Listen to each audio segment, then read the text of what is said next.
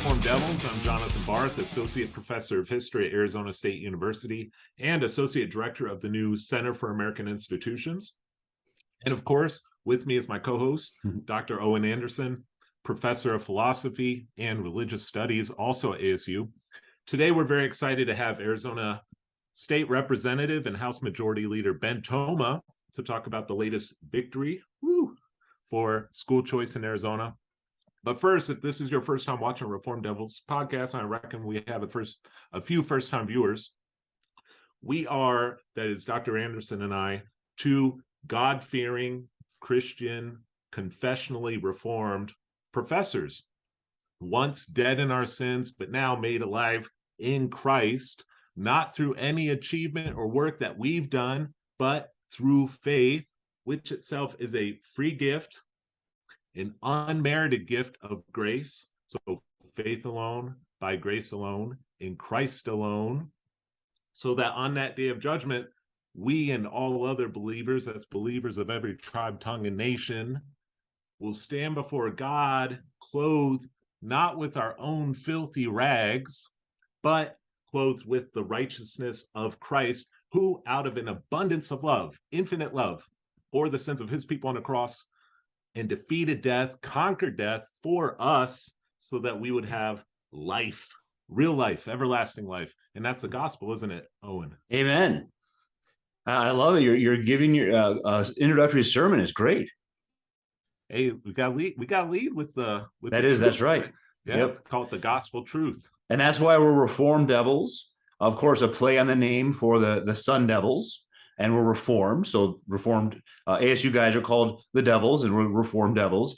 But also recognizing, as John said, we're born dead in our trespasses and sins. So we're born needing a new heart. And we're here to talk. We've been talking about a number of academic things, about things like critical theory, critical race theory in education. And so today we get this great chance to talk with Representative Toma, who has really, once again, we've made Arizona a leader in school choice. And choice is such an important thing in education, something everybody should affirm, our need to be able to have students have choices, the parents of students have choices. And so Arizona already had a really great state tax system where you could direct a portion of your taxes to the school or educational system you'd want. And it was already a leader in the United States for that. Well, now we have a great ESA program, and they're both so good that I know parents who aren't sure, that they're not sure which one to use because they're both such great options for them. We have this great ESA program where each student will get $6,500 that their parents get to decide, as K to 12, where those funds go. And that could include a private school or homeschooling. And so there's lots of questions that might come to mind. We want to ask those today. First, can you just tell us about your philosophy of education? I mean, tell us why you thought this would be a good idea and how that relates to the way you think about the state and education and parents. Sure. Well, thank you, gents, for having me on. I appreciate it, and looking forward to the discussion. In terms of why, to me, I always just kind of thinking back to my K-12 years, it never made sense to me that every child would be treated the same. It didn't. Children are different. I'm assuming you see the same thing at the university level. They have different levels of interest, different talents. God has wired each of us in a different way. Some are better at math and science. Some are better at English and wordsmithing, and some are better at art. Thankfully, I don't ask me to paint anything because it'd be pretty scary. But and so to me, I think the people best positioned to make the decision on how to best educate their children are parents, because they know them. You've raised them, you've given birth to them, in the case of a mother, of course, and you know how God has wired them, you know where their talents are, and you know what their needs are. And the one size fits all might work for the majority of kids, but it really doesn't for some. So that's the kind of the starting principle. Plus, I do have to admit, especially as an immigrant to this country, from communist Romania, I can say that they obviously took it to another level in terms of state down kind of imposed education and indoctrination and so on. And to some extent, you're seeing certain people here wanting to do the same sorts of things in the K-12 space. And so the best check on that I could think of is to do a universal school choice, which, as you rightly pointed out, is unique in the US. It's the first state that's already done it.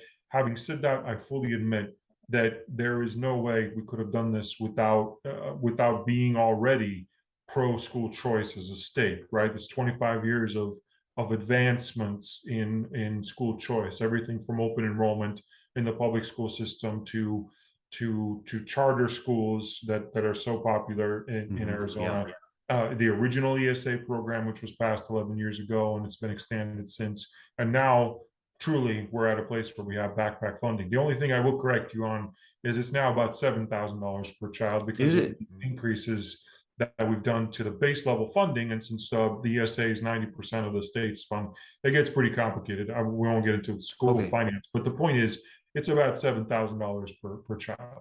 Okay. Well, you said a few things that raise questions. The first one is parents are the best to know.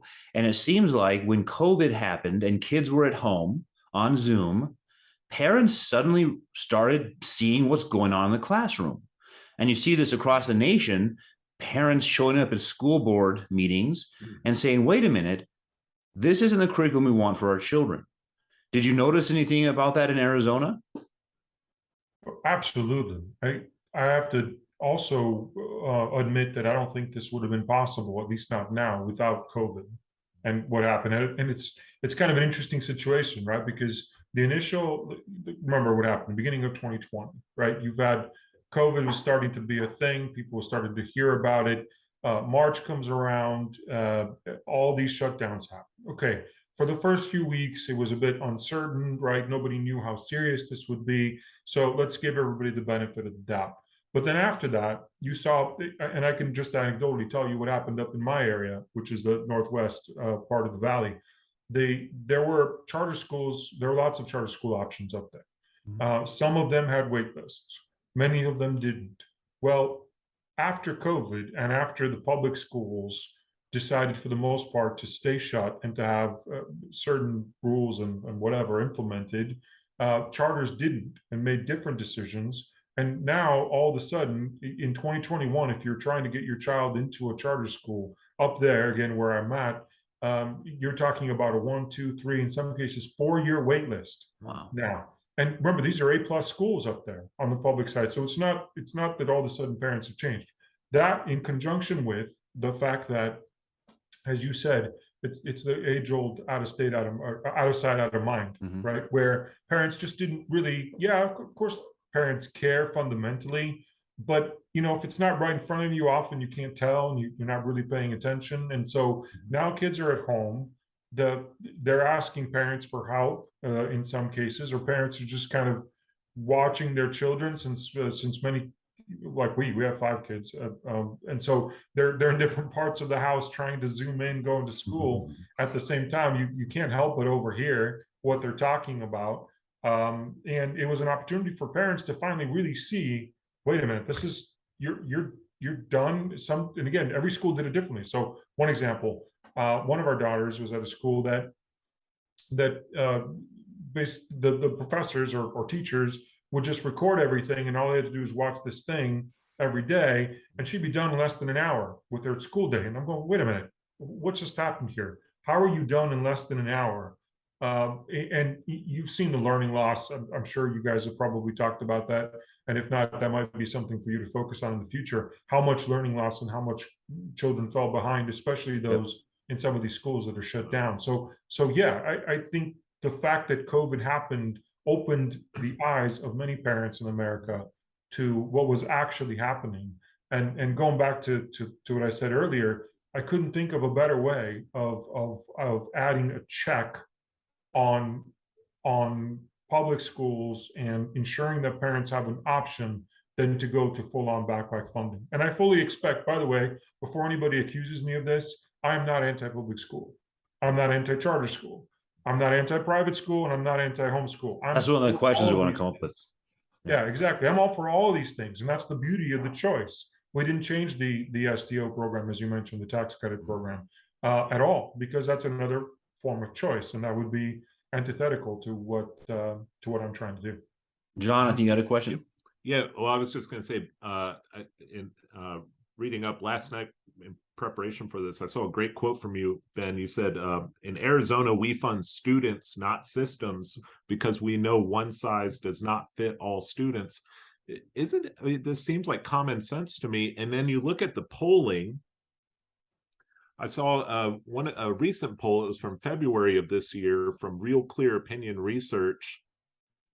72% of those polled, and this was a Republican, Democrat, Independent, 72% support school choice, including, get this, 68% of Democrats. 68% of Democrats support school choice. By the way, in support of your thesis there of COVID changing things. Before COVID, it was lower, but COVID, those numbers have gone up. 68% of Democrats, 70% of African Americans, 77% of Hispanics support school choice. And yet the Democratic candidate for governor has come out and said that she would veto the school choice bills. How do you think the opposing party gets away with opposing something that's so broadly popular among a wide, diverse range of groups? Well, it's a great question. I mean, I don't think they do, or they're starting not to get away with it as much as they have in the past. To start there first, you see what happened in Virginia. It happened before we attempted to do what we ended up being successful in doing. And you're talking about a blue state, for all practical purposes, that elected a governor that was all about, and there were multiple issues there, but really the primary one that rose to the top was school choice and the abuse of some of the discretion of the public schools in Virginia. So if a blue state can turn red, at least at the governor's level, then that should be pretty obvious, not just the poll, but that voters are actually willing to carry through with those voting behaviors based on those beliefs. So in terms of what's going on within the party, within the Democrat Party, it's not about even teachers ultimately, although they say that, or about students. It's about teachers' unions specifically. Mm-hmm. And the teacher union in particular does not want to give up any sort of turf to parents, yep. And definitely not to conservatives, mm-hmm. which is again antithetical to control. Now, their only idea has been that if they have all the control, and they do have overwhelming influence on the Democratic Party, and as a Democrat, you have to get through a primary in order to get to a general, right? So that's the challenge politically. That's the structure that's enabled them to keep the control for as long as they have. But I think the gig is up. I mean, the curtain has been drawn. You see, parents now see what's behind it. And to your point, of course, I fundamentally believe that parents do care overwhelmingly what their children are learning, and not that most parents want to be helicopter parents, right, hovering over to try to control every little thing. But when they see that their children are not learning anything useful, when they see that they're being indoctrinated, when they see abuses and one particular ideology overwhelmingly being pushed down their throats, I mean that you're seeing it happen. This could not have happened without parents finally opening their eyes. Yep. Yeah, and so picking up on that idea that parents had a view into their kids' schools, and they're seeing that one political viewpoint, one political philosophy is being pushed. What do you think stood out to them? I mean, why is that able to happen in K through 12? Aren't we supposed to just teach objective truths like math and reading? How does it get so politicized? Well, whenever you have people involved in any sort of process, it's going to get politicized, and there's always a bias. It's ridiculous to me, especially as a small interest in philosophy that I have. It's interesting to me to hear people say, "Well, this is objective." Well, okay, well, we can argue about what objective actually means, but generally, most people think that objective means 2 + 2 = 4, which is a standard thing. Well, now you can't define what a woman is. Well, biologically, it should be objective using that same sort of basic knowledge or logic that I mentioned before. But so when you see one side go so far as to start redefining what words mean, if there is no difference between a male and a female, then 2 + 2 doesn't have to equal 4. Yep. And that means that if my truth is just as good as your truth, in other words, if my opinion is just as good as the factual truth from a scientific standpoint, then God help us later on if I have an engineer that says, you know what, I don't care if you think I failed calculus. My truth is better than your truth, and so therefore you have to pass me. Well, I don't want to cross that bridge. I don't want to drive in that vehicle, or in that airplane or whatever. So I think they pushed it too far. That's the long way. We just saw NYU fired a leading chemist, a chemist who'd come to NYU from Princeton, because students complained that the organic chemistry class was too hard. And I don't know the details of what those complaints were, but this was the person who basically wrote the textbook for organic chemistry. And you're going into organic chemistry probably because you're going into medicine. So picking up on your example of the engineer, right? How about the medical doctor? And now your medical doctor said, hey, my organic chemistry was too hard, and got their professor fired. So you're seeing that kind of thing happen. Now I want to brag a little bit too, real quick, because Representative Toma graduated from the same campus I teach at, and he took philosophy there. And you can see that coming out as he answers that question. He says he has just a little interest in philosophy, but I want to give him more credit than that. Yeah. You've said a word a couple of times. I want to pick up on that. I think a person who's opposed to state funding or the ESA program will hear the word God. You've said things like God made our children, God gave them, made them an image of God. And then you just said, God forbid this, that happen. Isn't that going to be the fear that all of a sudden religion infuses itself into a state education? There's some kind of violations of the First Amendment? Well, I think keeping God out of it is a violation of the First Amendment, personally. The notion that atheism, now since you brought up philosophy, I can't let this go. Good, do it. The notion that atheism is somehow secular, whatever that means, it's not secular. It's a religion, just like any other religion. It's belief about the unknown. And they're simply saying that they don't believe that it exists, or they don't know, and so therefore they're not going to act on it. But it's a belief. It's not a scientific viewpoint specifically, in the sense that it's proven to be correct. So forcing religion out is just as much of forcing God out is just as much a violation then, because you're replacing that with some other religion. Well, that's exactly right. And as I mentioned before in the previous question, every teacher has a bias. Every professor has a bias. To ignore that is to be ridiculous. You have to just know that that's the case. So the question is, it's not about trying to eliminate a bias, which is impossible as long as human beings are part of it. Even the way something is written, even if you just put a child in front of something that's written as opposed to something that's, say, taught actively by a professor, it's the same thing. There's bias in the way it was written because somebody wrote it, and there's a bias there. So for me, the issue isn't so much about bias. It's about making sure that all viewpoints are equally available. And again, I have control over my children, and I should retain primary control over my children. Even Democrats agree with that, over what they're taught and how they're taught. So to me, that's the first thing. But I do want to touch on something else that you kind of hinted at, but we didn't really talk about. Yeah. And that's the concept of, if you're, money going to say pay for state money going to pay for private or religious education, right? Is that not wrong? Shouldn't it just stay in the public realm? Right. Well, first of all, I'm going to pick that up because it's come up so many times it's sort of ad nauseum. There is no such thing as state money. It is our money. The state does not, aside from the fact that the Fed seem to be printing it ad nauseum, but outside of that, it's not their money. It's not the state's money. It is our money.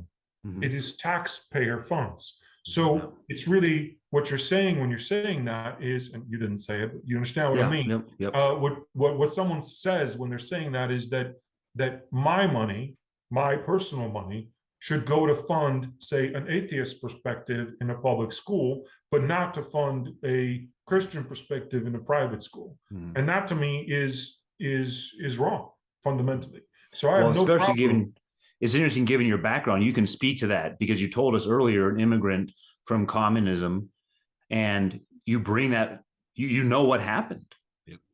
Right. Well, that's exactly right. Remember, the communists were atheists in theory. In practice, that's a whole different thing. But in theory, they were all atheists. Yep. And so, and they're very anti-religion. Religion was very a social thing at best, but not in theory. That every decision that they made was irreligious, which is absolutely not true. But that's a whole different subject. We won't go there. Maybe another time. So I had two questions.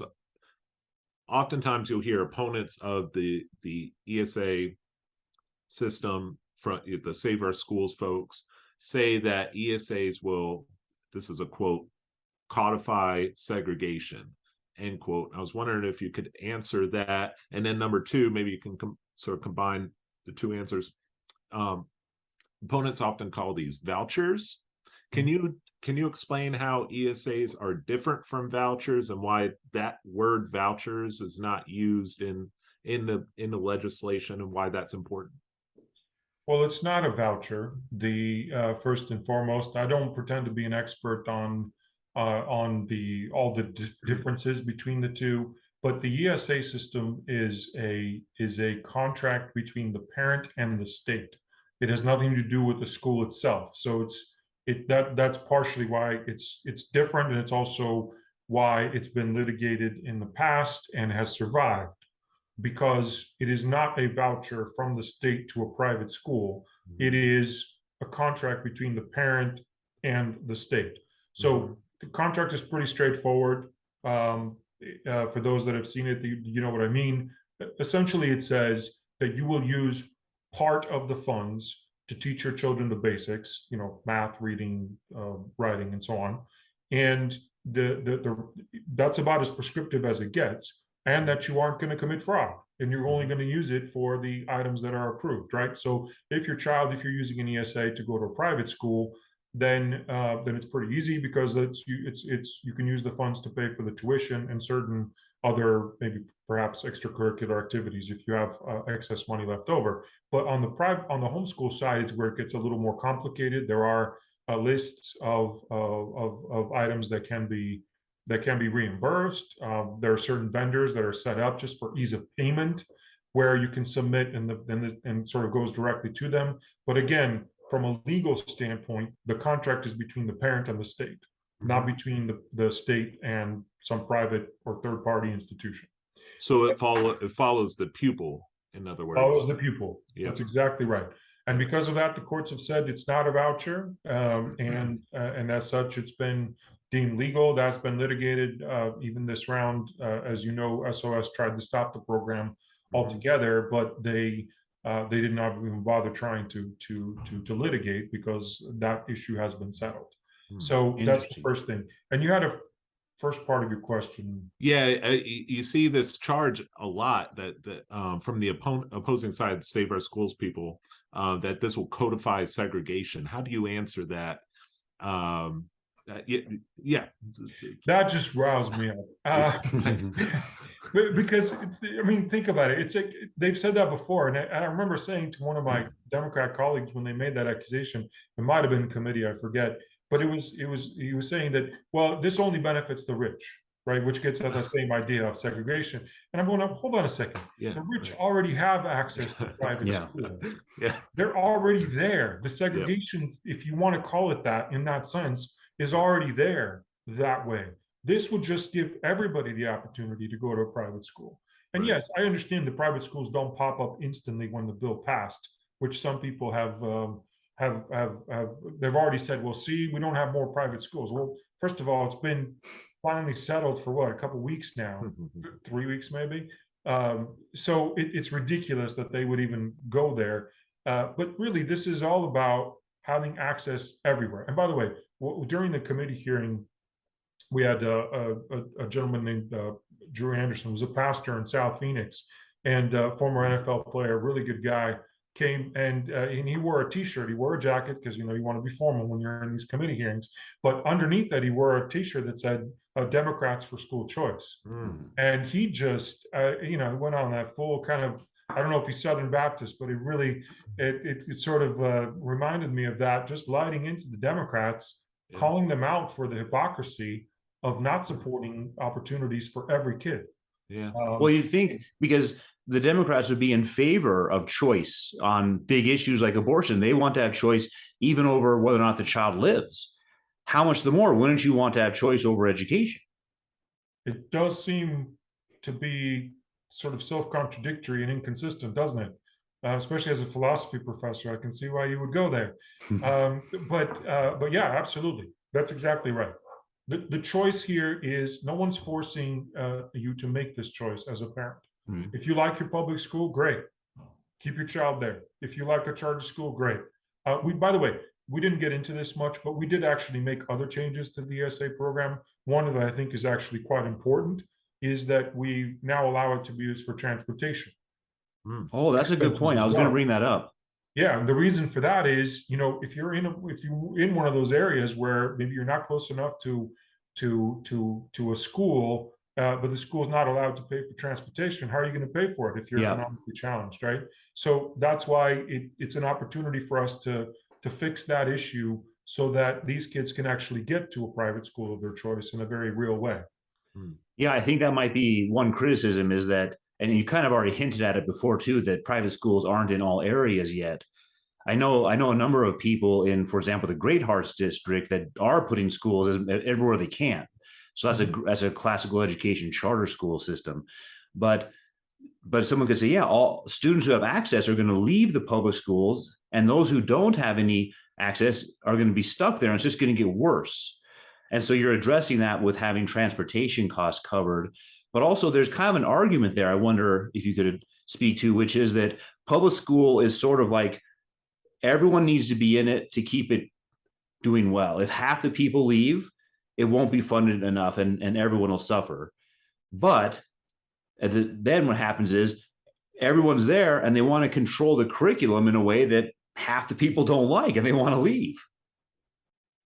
Sure, that's one argument because our funding is per pupil at the state level already. So what happens is if you're a school district X, you know, wherever you might be, you're going to get funding based on the number of children that attend and that are enrolled in your school district. You don't get some sort of base level funding and that no matter what, it's a per pupil funding mechanism. So because of that, you're right in the sense that if children leave, that the school district will get less funds. However, keep in mind that the average amount of the ESA, as we mentioned before, is roughly $7,000, right around there. Now, the average per pupil, well, the total per pupil without any sort of override or bond for public school is actually well north of 13,000. So almost double, or basically double what the ESA amount is. So school districts are already getting considerably more than anyone that exercises their rights under the ESA, right? So presumably moving forward. In addition to that, some of the money that goes to public schools will stay in the public school because of the way the funding mechanisms work. Again, I hinted at this before, but school finance is an incredibly complicated and unfortunately not very transparent system in Arizona, which is a whole different, again, discussion that we can have at some point in the future. But because of that, there's actually still a residual benefit from someone exercising their right under the ESA to the school district that the child left from. And then we have two other problems here. One is there's certain schools that are underpopulated within the same districts, and there are schools that are way overpopulated and oversubscribed. Up where I live, we just moved, but real close to where we are, the Liberty High School, which is a part of the Peoria school district. Up there, super crowded, over capacity, and there's demand for even more new high schools up there. But other schools in the Peoria system, in the Peoria district, are at, I've heard, less than, around 50% of capacity. So even within the same district, so school districts are going to have to make choices. They're going to have to make choices, and they're going to have to pare down schools that are underperforming. And by that I mean people don't want their kids to go there for whatever reason, right? So they're going to have to make some choices, and they're going to have to change the way they're doing business. But then even that reflects school choice somewhat, because what's happening there, I suspect, is parents are requesting within their district to go to certain schools. So they might have a school closer to home, but they know it's not that great, and they had requests to go to another one within their district. So even that proves parents want school choice. Well, that's exactly right. That's exactly what that means. Is they do want school choice. They're exercising those rights. And going back to the earlier point about private schools not being there, well, sure, they're not there because there just wasn't the economic base to support them in certain areas of the city. But now that this is universal, now all of a sudden, and maybe your local church might be the easiest one to set up because they already have a campus, and now they could take advantage of this and start maybe starts as a micro school, but then it grows from there in some format. So choice will grow, just like charters. When they first passed the charter bill, I wasn't here, but when they did, and they allowed charters, it wasn't like there was charters everywhere. Veritas, which you mentioned before, or Basis, or ALA, or any of those other big organizations, they didn't start from nothing to 25 schools, right? It took some time to get going, and I think that's it's reasonable to expect that it'll take a little bit of time. But the idea here will be that there will be, and there, just like there are now charters in economically less advantageous areas, there will be private schools in less advantageous areas. But right now, really, private schools are the exclusive domain of the rich. Really, unless that's what's funny about it, right? The defense of the defending against this is just keeping the access in the hands of the rich.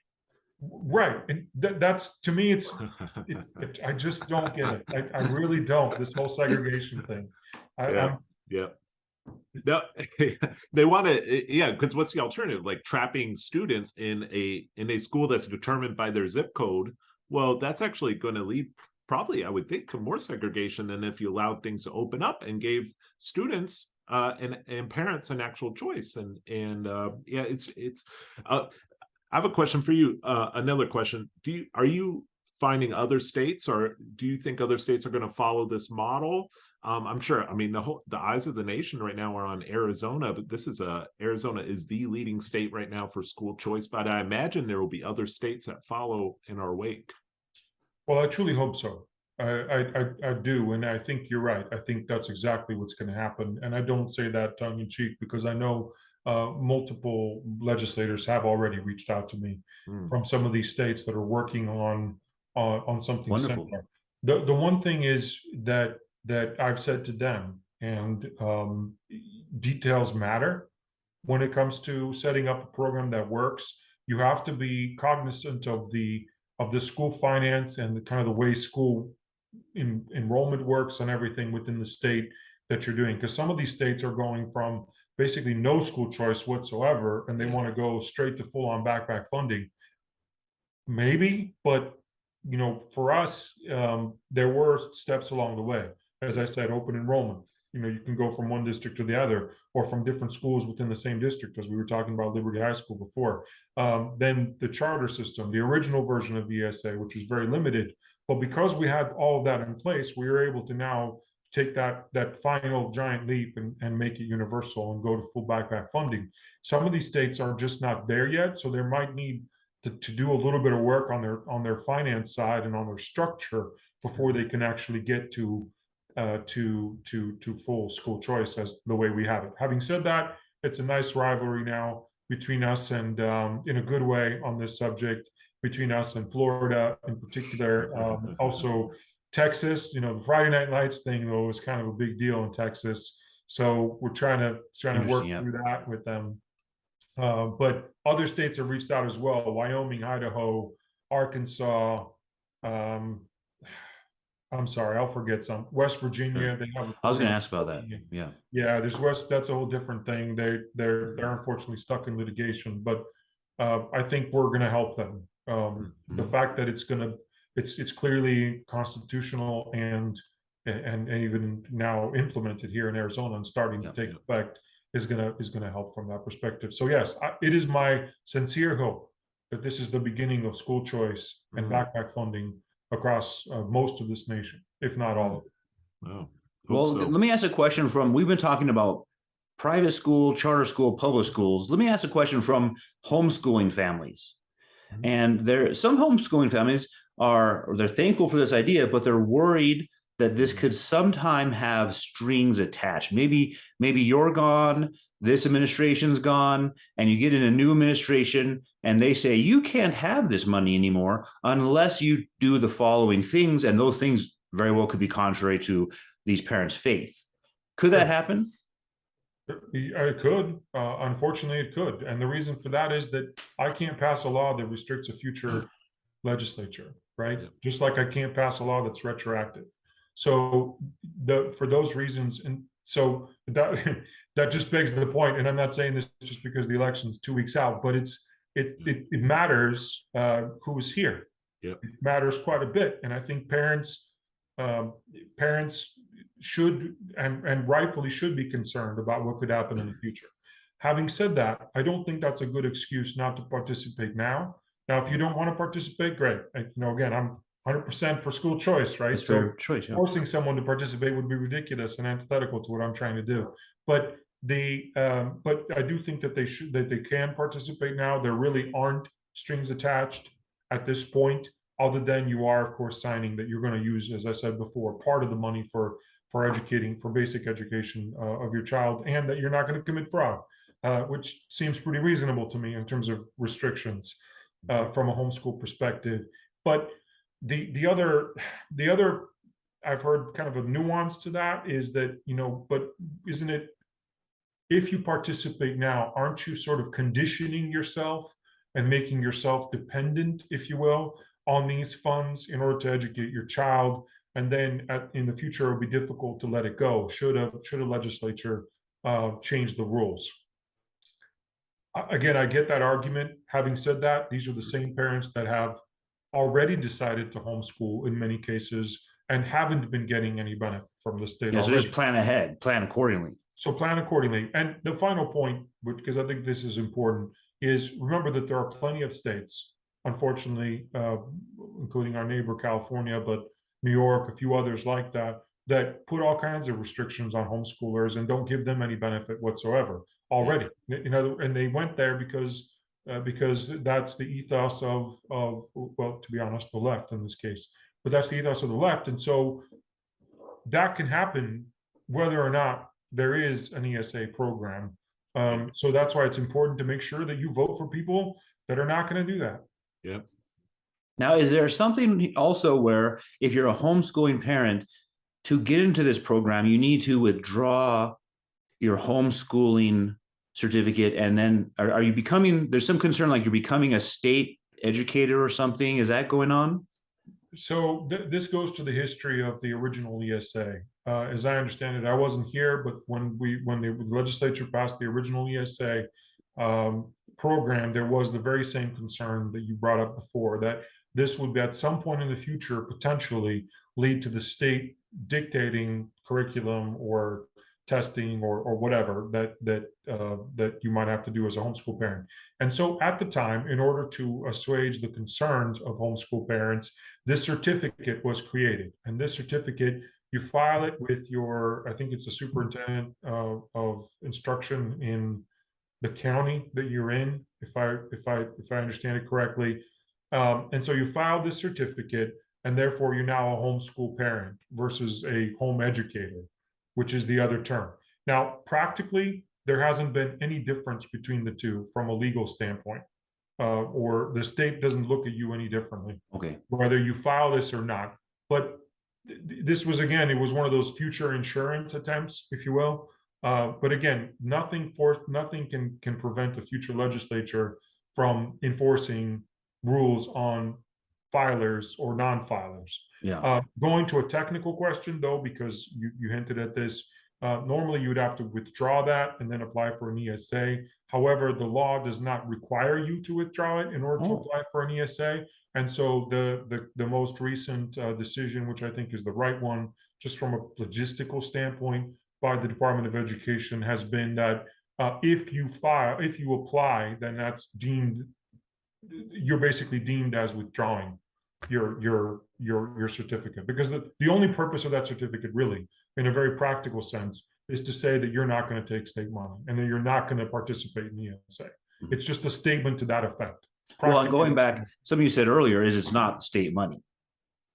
It's I mean, not technically it is, but if someone feels, yes, if someone, no, I don't mean that, but I just mean that someone philosophically who's, maybe more conservative, they're homeschooling for that reason, they don't want the state involved, they might say, yeah, I don't want the state's money, period. Well, I mean, it's not really the state's money, right? This is money they took from the people, and now you get to use it for education. That's correct. And one homeschool parent just last week, she happened to have 4 children as well, Jonathan, and she said, well, yeah, but I don't pay $28,000 in state taxes, and so it's kind of a one-to-one. And I hear her heart. I mean, she's trying to be fair in some sense, but then I had to remind her, yes, but you're going to be paying those taxes. You paid them before you had children. Yeah, you're going to be paying them long after your children are done with education. It's not a one-to-one right now, just right now. We don't charge you more taxes because you have more children, or the other way around. So I get the logic, but it doesn't really work. Yep. Were you surprised that the Save Our Schools petition failed? I'm going to be honest. I was a little surprised. I was too. I was bracing myself. I want to hear what you did. I want to hear what you did, because I was surprised. So I have to tell you, gentlemen, that when I started, it was my brother and I that triggered this in my mind at the beginning of this session. And he said, why don't you guys go swing for the fences and do something really big? And we had conversation with friends of school choice, people that I trust that have been involved with every expansion of school choice in this state, from the original open enrollment and so on, as I said before. And everybody counseled us.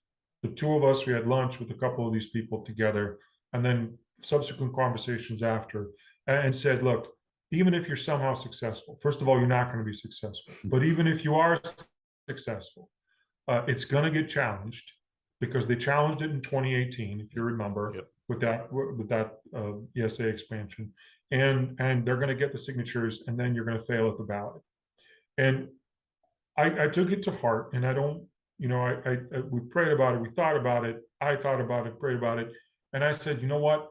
There's going to be overwhelming pressure to give more money to K-12 in this budget, because we had a pretty big surplus. If we're going to do that, I want to do something big for parents, and I want to do something big on school choice. And I think the time is right. I think, you saw what happened in Virginia. You saw what happened in Iowa on the Republican side, where a governor that was pro school choice got involved in primaries and replaced 8 out of 9 Republicans that opposed school choice in a primary in Iowa. And that was all kind of happening all at this time. And I thought, if we can't win now, even if we somehow pass it, even if they get the signatures and we get it on the ballot, if we can't win this issue now, then to be honest with you, I thought we should just give up this issue and just not worry about this anymore if we can't win it in this environment. And so, to answer your question, that was a long way of saying it. I wasn't really all that surprised, but I was definitely relieved that they didn't get the signatures. And there were parents out there. And by the way, Goldwater Institute, American Federation for Children, Heritage. There's a few groups out there that really got behind this to help out. And this is a team effort. It really is. But the parents that went out there and held up signs, and I actually joined them for a couple of days out there, and to have people with their children, parents out there with their children. Many of them were special needs kids because these were parents that were on ESAs already, and saw how beneficial this was. Remember being in front of a Tempe changing hands out there, and people driving by, people doing some pretty nasty things, including flipping off little kids, which and screaming at them obscenities. It's while you remember those, there were also lots of parents that were honking and waving and smiling too at the same time. So it was a team effort to get it done. And again, I can't say I'm entirely surprised, but I'm definitely relieved, and I think it speaks volumes that they weren't able to stop it. Well, I got one more question for you, which is from before we started recording, you and I were talking about education, and you brought up critical thinking. And you were talking a little about how students need to do critical thinking. And I thought that was great. And I wondered if you would tell everybody, what is that? Why is critical thinking important? And how does this help advance our ability to get students to critically think? Well, I think critical thinking is, well, for lack of a better word, critical. I mean, to success, critical to advancement.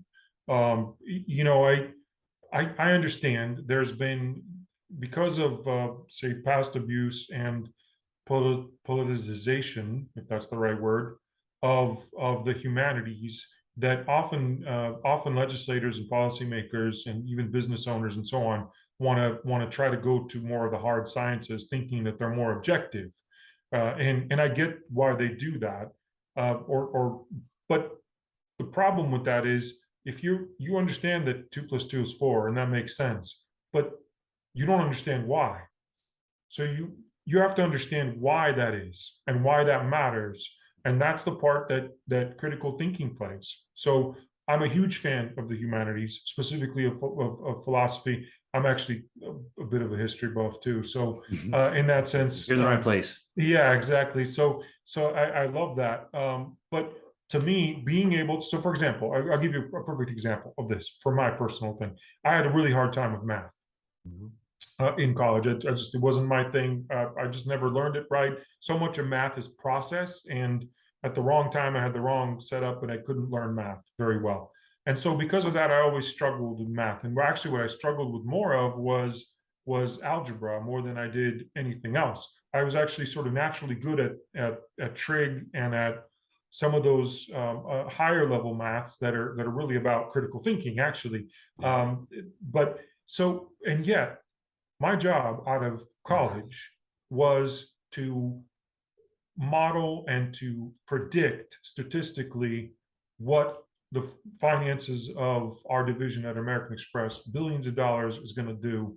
And I did that job successfully for 13 years, and I decided to finally leave and start my own business. But it was all math. It was all modeling. It was all high level stuff too. And I got to tell you, my colleagues were Harvard MBAs for the most part, out of New York, or Columbia or wherever. But I was terrible at math. So how does this work? How does that happen? Well, the one thing I learned is a couple things about math. One, the concept of estimating. I still remember it. I was in 7th grade when I learned the concept of estimating. And I remember the teacher explaining it to me. It just made perfect sense to me. You can't imagine how many things we saved that were incorrect, because I'm just looking at this going, this doesn't make sense. This doesn't make sense. It's far off. It doesn't make sense. And it's a math problem. And yet we're able to use critical thinking to figure out that something was wrong in what we were doing long term. And by the way, when you're wrong long term and you're billions of dollars that you're dealing with, you're talking about hundreds of millions of dollars worth of mistakes. So you can't do that. You're going to make the wrong investment. It's gonna cost the company or you personally a lot of money when you do that, and you do it the wrong way. So to me, it's incredibly important that you're able to logically follow an argument, calling out the hypocrisy, for example. Maybe hypocrisy is too strong of a word. The inconsistency, shall we say, in some of these arguments. As you said before, Democrats all about pro-choice when it comes to abortion, but they're not pro-choice when it comes to this. It's like, well, you can't do both. Or ESG. I don't know if that's a term you guys are familiar with.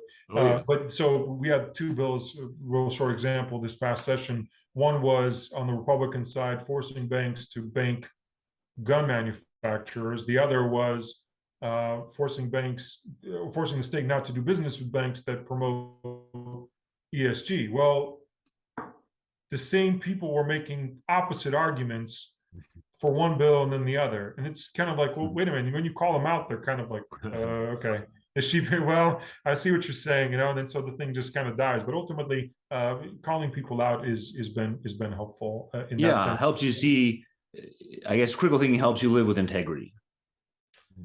It does. And it helps you, it helps you actually analyze your own thought process. If that makes any sense. Yeah. Well, that's the thing. I know as an educator, philosophy professor, I want to expose people to every view out there and also teach them how to think about those views. So I think sometimes the impression for things like school choice is that parents want to sequester their children and not let them hear anything at all. And that's not been my experience with parents or myself. They want their kids to hear all the views, but what they've seen in the public schools is that that's not what happens. And so this will be a chance actually to let students hear more views and learn how to think about them.